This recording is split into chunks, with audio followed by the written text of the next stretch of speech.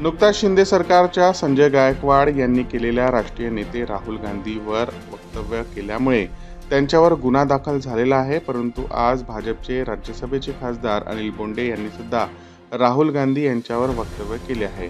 त्या अनुषंगाने अमरावती जिल्ह्याचे खासदार यांनी सुद्धा त्यांना प्रत्युत्तर देऊन त्यांना माफी मागण्याची मागणी केली आहे व तसेच त्यांच्यावर गुन्हा दाखल व्हावा म्हणून अमरावती जिल्ह्यातील त्यांच्यामुळे तणाव निर्माण होईल आणि अनिल बोंडे हे वाचाळवीरांचे कंपनीचे अध्यक्ष आहे असे यावेळेस अमरावती जिल्ह्याचे खासदार बोलत होते।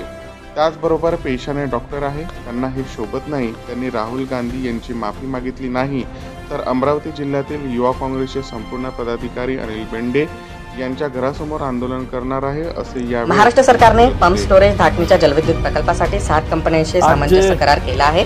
यामध्ये NTPC, Welspun new energy, NHPC, new hydro power, THDC India, Torrent power आणि अदानी ग्रीन एनर्जी यांचा समावेश आहे।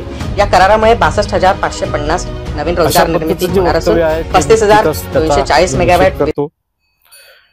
डॉक्टर बोंडे हे जे वाचाळवीर आहेत भाजपमधले, त्या वाचाळवीरांचे त्या कंपनीचे ते अध्यक्ष आहेत, म्हणून सातत्यानं अशी जे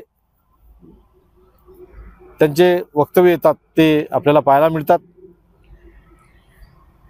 पेशाने डॉक्टर असल्यानंतरही अशा पद्धतीनं वक्तव्य हे करणं अतिशय चुकीचं आहे।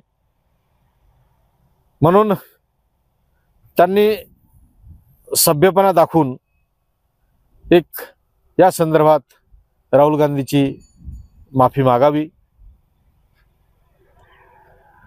नाहीतर येणाऱ्या काळात जे युवक काँग्रेस आहेत ते युवक काँग्रेस त्यांच्या घरासमोर निषेधाचं आंदोलन करणार आहेत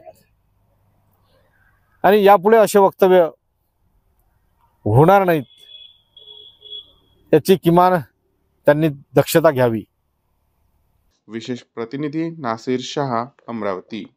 मांग टिक्का कपाळाचा मान, झुमके कानाची शान, कंगन हाताची गरिमा आणि हार गळ्याचा गौरव। या नवरात्री देवी रूपी नारीला द्या लोंदे ज्वेलर्सच्या मर्मबंध कलेक्शन मधून एक अनमोल उपहार। लोंदे ज्वेलर्स, मोदी नंबर 2, सीतावर्डी आणि बाजार रोड, गोकुळपेठ।